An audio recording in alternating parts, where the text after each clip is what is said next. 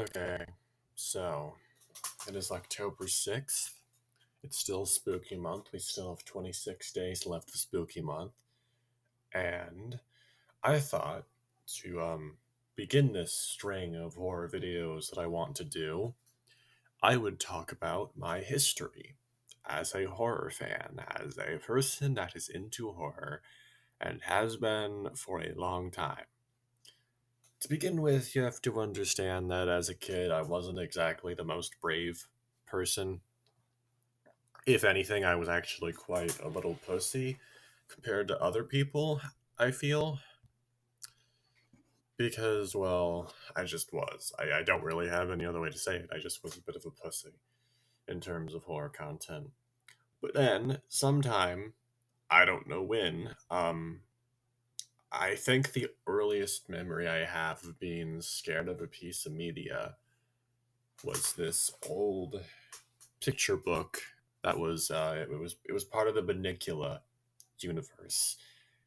And if you've never heard of the Bunnicula books, well, I read them when I was a young kid, and they actually inspired me to write my own stories in a sort of sense. But they're also kind of horror themed. And this one was really creepy to me because there was just this sense of kind of like creepy and unsettling stuff throughout, even though it was a kid's book. So in the end, it wasn't actually anything actually scary. It still kind of creeped me out. And I don't even remember the plot. I just remember they were in the basement for some reason and there was just creepy stuff going on. But that's the earliest memory I have of a sort of piece of media scaring me in any real sense. I don't know how old I was. I don't know when this happened. I don't know when I read it. But that was the first memory I have. After that, I'm pretty sure the next memory that I have very little to talk about with is this one. It was a picture book, but it was a picture book of fairy tales, like Jack and the Beanstalk, Rapunzel, etc., sort of stuff like that. And it was more the tamed down version of them because the actual Brothers Grimm tales would have given me nightmares. But I don't remember what story it was in, but there was a picture of one of a like a witch in one of them, and I remember that legitimately really scaring me, and yet I kept reading that and I kept going back to it. And I think that was the first point in my life where I overcame my initial fear and what was like, well, that was kind of cool. I want to see it again, Like I don't know. Actually, no, I just remembered. Wait, I don't even actually. It might actually be between the Bunnicula picture book and what I just talked about, the fairy tale thing. But when I was 6 years old, we went on this one. We Jesus, that's a lot of stuttering.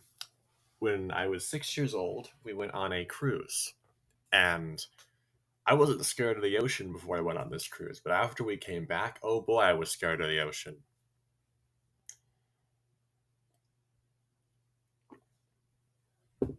Essentially, on this cruise, we went down to some place in Mexico and then Belize, which is another country.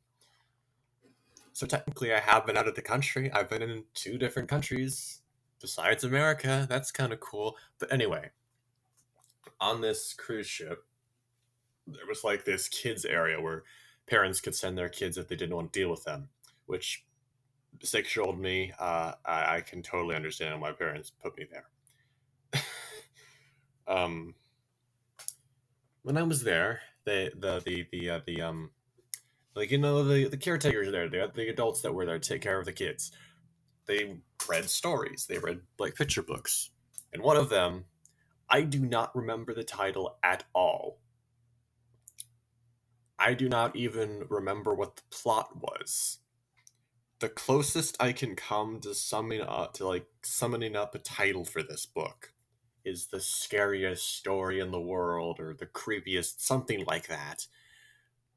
I might be completely wrong, but I don't remember the plot. I think maybe someone was telling their kid a scary story in bed, but it wasn't the story itself that got me. It was this picture of this. I don't even know what. I don't remember what the picture was. I just remember that it scared me to a point that I couldn't look at the page. And then one of the other kids there, he noticed that it scared me and he started chasing me around with the book open on that page. And yeah, I'm fairly sure that in combination with being on a cruise line in the ocean kind of sparked my thalassophobia in a roundabout way, which is really bizarre. But, I guess it's just like the combination of factors. But those are really the last ones I want to talk about that I can remember from back in that time period, that really young time period where I don't have many memories of it, you know? Now we're getting into the stuff that I can semi remember, kind of. I'm sort of tracing my journey through horror. I'm not scripted at all, by the way, in case you couldn't tell. If I had a script, it would feel much more robotic and mechanical. I don't want this to be the case for this video. But in terms of what happened next in my journey of horror, we eventually moved from Whitewater, Wisconsin, down to somewhere in Missouri, about 40 minutes from like the capital, from the St. Louis, where the Gateway Arch is, about 40 minutes from there. And it was this tiny little apartment with like two bedrooms and tiny bathrooms, and the kitchen was a mess. It was a tiny little place. We were only there for a year though, but it seemed way longer in my kid brain. But yeah, this was back when rental video stores were still kind of a thing. Yeah, Blockbuster was in the process of actually shutting down, but not yet. But it was getting there, And where we lived, there was a family video close by, or maybe it wasn't close by, I don't remember. But we always went there and we always picked up movies to watch, as well as the library, which is like a 5-minute drive. I'm pretty sure it was very close to the apartments. If you look in Google Maps, it's like right next to it, basically. Um, but we'd always go to the library, pick out books we would want to read, and then we would go to the movie store, the rental movie store. And one of the movies we picked out was called Fishtail. Like on the cover of it was called Fishtail, but the actual title, from Sweden, it's a Swedish movie. I think it's some Norwegian country. The actual title of this movie was Help, I'm a Fish, which I honestly think it's a really good movie even today because I rewatched it recently and it's still pretty good. The animation's cool, the voice acting is kind of neat. Yeah.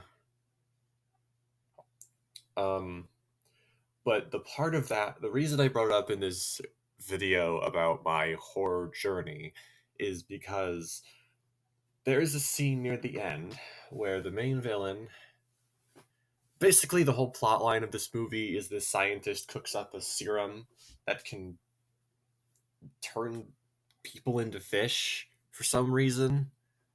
I don't know why you'd want to make that. I think maybe it has something to do with like global warming. I think it might have actually been because of global warming, yeah. But these three kids, I don't remember their names at all. They all drink it. They end up as fish, and the main villain, he finds it and drinks it, and he wants to basically rule the ocean. Oh yeah, did I mention that in the English dub, the main villain is voiced by Alan Rickman. That was that's like I didn't even realize that as a kid because I hadn't watched Harry Potter movies at that point. But yeah, um, but the scene I'm talking about is at the end of the film, where the main character tricks the villain into drinking the turn into a human potion it's genuinely creepy scene. But the thing that made it worse for kid me, 7 or 8 year old me, was the fact that the video player kept freezing on the images of this fish turning into a human abomination, and it made it so much worse. I vividly remember this. I can actually see it in my head right now. Wow, I didn't think this would like be this vivid. Okay, but yeah, that was definitely a moment where I was fucking scared. But it didn't scare me enough to scare me away from horror. Oh no, because when we moved back to Wisconsin in 2010 or 2011, somewhere around there, it might have been 2010. Yeah. No, because I was 8, so I was 8 when we moved there. So probably 2010. I'm probably dumb. But basically when we went there, we started out going to like public school, and at the public school there was a media center or a library, and there were books in said library.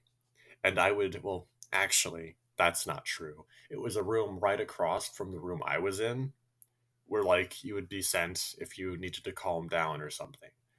And I went in there, and no, it was during silent reading time. And I was like sitting on my desk, and they said, "Okay, it's silent reading time, everybody." And I went to the bookshelf, looked over the books in the classroom, and picked out Goosebumps: The Haunted Mask 2. And thus began my journey into horror. Because this is when it really kicks off. This is when it really started to spiral. And it's kind of interesting that for a Gen Z kid who was born in 2002, that Goosebumps is what kicked off my love of horror in earnest. I mean, you all know The Haunted Mask. The Haunted Mask 2 isn't like The Haunted Mask is basically the same story, but it's I don't know. But after that, I started reading other Goosebumps books. And across the hall, in that room I talked about, there was the entire trilogy of Scary Stories to Tell in the Dark by Alvin Schwartz, illustrated by Stephen Gamble. And oh boy, did these books utterly ruin me. I remember taking one home, the first one home, and starting to read it in my bed that night. And it legitimately scared me so bad. The illustrations, they're apparently supposed to be funny. How are those supposed to be funny, Steven? How are those supposed to be funny? But yeah, nowadays when I look at those illustrations, because I actually have a copy of all three, because I like them. Art, like when I look at the illustrations and the art techniques that he used, it's so much cooler now as an adult to be able to like, oh, that's a nice use of trompe l'oeil. He uses it in pretty much every illustration he does. Really neat. But yeah, man, oh man. From there, it just kind of spiraled out of control, like horror thing after horror thing. Cause there was a little store, it was a little bookstore that was within driving distance of our house called Half Price Books. And oh boy, let me tell you about Half Price Books, man. Oh man, I miss Half Price Books. Like, I mean, yeah, there's like two in Georgia that I know of, but up in Wisconsin there was like a lot. And honestly, I have a lot of memories of just being in those stores and looking around for books to read. And a lot of the ones that I picked out were horror themed. I remember one story in particular, one book in particular called Z Raptor. I don't remember the author, I don't remember the plot, but I do remember that the cover of it was this raptor. And that was like, honestly, I do not remember the plot whatsoever, but I think it had to do with death row inmates being like having death row inmates having their consciousness uploaded into the bodies of dinosaurs. And I don't know why they were doing that, but that's what I remember. Death row inmates being put into the bodies of dinosaurs. I don't know, man. That's just what I remember. And I remember there was like a twist villain where the one raptor that had been helping the main character this entire time turned out to be the end villain. Oh boy, so spooky. But I don't know. That one kind of creeped me out. I remember that. But I'm gonna start getting into the hard hitters now. The hard hitters, because I started to watch R.L. Stein's The Haunting Hour. Now, if you don't know what R.L. Stein's The Haunting Hour is, it's essentially Goosebumps but for older kids. And oh boy, yeah, this is where it stops being fun for younger me. Nowadays, when I look back on myself watching this and freaking out as bad as I did, I'm like, really? But like, little young me, yeah, no, I was genuinely fucking traumatized by one of these episodes. To the point where I haven't watched this episode in years, literal years, and I can still remember various lines from it. The episode in question is titled Dreamcatcher. And if you've watched this series, you're probably freaking out right now saying, yeah, I know that one, I know that one. Oh boy. The lines I have in particular in my head that are just stuck there are the ending scene where Meg is like, I'm awake, I'm awake. If you were awake, I wouldn't be here. Like, yeah, it's really cringe and shit. But as a little kid, man, that shit was like fucking Freddy Krueger for preteens, bitch. Except he's a giant goth spider. I remember now when I look back in it, I'm just like, ah, yes, the Marilyn Manson spider demon. How scary. Because he literally looks like a fucking, like, the sort of thing that Marilyn Manson would have done in one of his music videos. It literally looks like that. The other line in particular is when they're all around the fire and she's like having a dream, but she's asleep, and then they're all singing that one campfire song, or just that one song, the old lady that swallowed a spider or whatever. And then the thing is like, I guess she'll die, and jump scares the camera. And yeah, that in particular, that one kind of freaked me out. I'm not even joking with you. This episode legitimately traumatized me to the point where years later, when I was in the hospital for like behavioral issues and stuff, I fucking hallucinated this thing. I am not joking. I hallucinated this thing in my fucking room in that place. And I started screaming and freaking out to the point where they had to literally sedate me. Good grief. Just remembering it makes me cringe. Good lord. Oh my god. But yeah, I've been talking about like kids. I've been talking about this whole time about TV shows and books and stuff. I haven't even gotten into like internet horror, because the first time I had a computer of my own was in the Madison house. It was in that house on Brentwood Drive. And oh man. Oh man, did I have a ton of fun on that thing. I mean, really, they were just meant for us to do our schoolwork because we were homeschooled at that point. But we didn't listen. You know we didn't listen. Me and my sister were fucking children. We're not going to listen to that. So essentially, I played Minecraft a ton. And the way I played Minecraft was I just downloaded the game and then I turned off the internet so it just gave me the entire game like that. That's not a useful tactic anymore. Believe me, I've tried. But that's how I played it back then. Just turn off the internet, you get the whole thing. Man, oh man, Minecraft used to be different. But the reason I bring up the computer internet horror is because one day in 2012 or 2013 or somewhere around that point, I started to watch creepypasta narrations. And I remember the very first one that I listened to was Jeff the Killer, narrated by Mr. Creepypasta. That video is a genuine nostalgic goldmine for me. I recently rewatched it, and I was just like, oh my god, I feel like a kid again. This is crazy.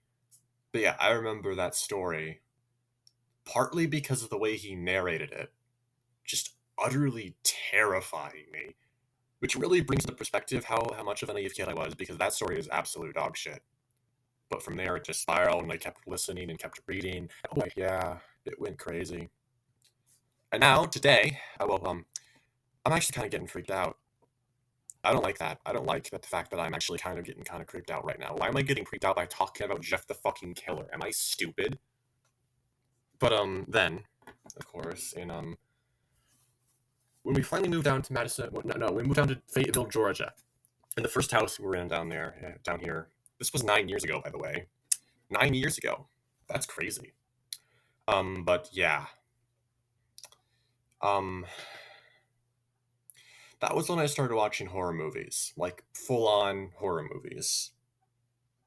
And I remember I was a bit of an idiot because I started my horror movie extravaganza by watching,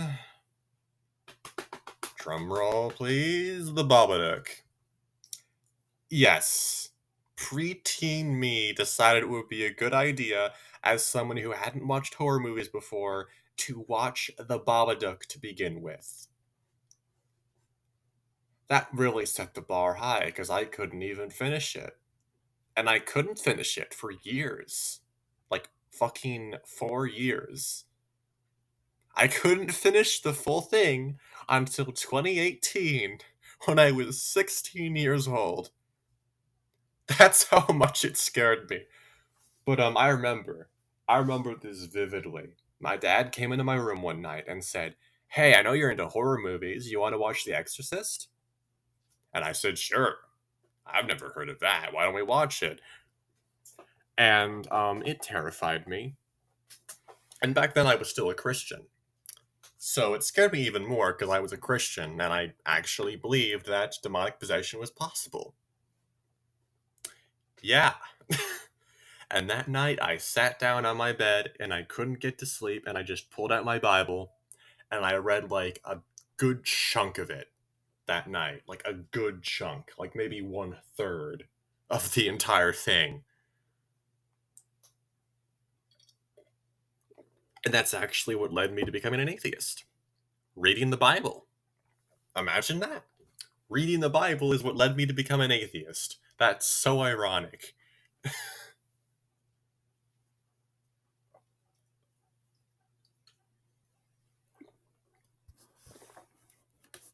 And lo and behold, when I was 16, I finally came to terms with the fact that I like guys. I am a gay person. Sucking dick is fun. I just said that. Wow. I've never done it, by the way. I'm still a fucking virgin, but who fucking cares? But, yeah. It was a shit ton of shit that, yeah, basically after I started watching horror movies, it just spiraled and spiraled and spiraled and spiraled and spiraled and spiraled. And now here we are in 2023, and I am still a horror fan. However, most of the horror stuff that is out is very, very bad. Like, it is so bad that it doesn't even scare me in the slightest. Okay, so here's an example of a horror movie recently that actually kind of got under my skin. What was it called? Oh shit, I can't even remember it. The Black Coat's Daughter, that was it. Yeah, The Black Coat's Daughter. I recently watched that, and it, actually got under my skin a bit. Not to the extent that people were saying it was going to, but it definitely got under my skin. So, horror movies are still capable of scaring me. They still are. And I am Oh, Skinamarink. That's another. Yeah, how did I forget about Skinamarink? Skinamarink was fucking terrifying. Like, that was genuinely one of the best theater experiences I've had in my fucking life. And I'm not even joking. If I could go back and do everything again, I would do it the exact same way. That entire theater was completely empty except for me. I sat myself in the middle of the theater, no one else in there, and just watched this absolutely amazing film and was terrified, and I loved it. Well, I didn't love it at the time, but now when I look back, I'm like, oh my god, I wish I could do that again. I wish I could see that movie in theaters again. Because that is such a. Oh my god, if you haven't seen Skinamarink, you need to fucking watch it with like the best audio equipment you can at night. Make sure no one else interrupts you, no one else makes any noise. It has to be 100% you alone and your thoughts and the movie. Because otherwise, it won't have the same effect that it did on me. And who knows, it might not even have the effect on you even then. Because people have said that it isn't that good, which they're idiots. They are objectively fucking morons. Just kidding. No, they're not. um, but yeah, that's all I really wanted to say in this video. I hope from that you're able to kind of judge the kind of like horror person I am. Like, I started my journey as a pussy, and now I'm a hardened like horror veteran that doesn't scare easily. Like, I remember, oh man, if I'd watched some of the movies that I laugh at now as a kid, I would have been like legit traumatized for life. Like, it's kind of funny how fast you can become desensitized to stuff if you do it long enough. But yeah, thanks for watching, everybody. I surely hope you enjoyed this 28-minute long video. Oh my. Honestly, this is the longest video I've done in a while. And I don't know why. But anyway, see you guys. See you in the next video. Bye-bye now, fuckers.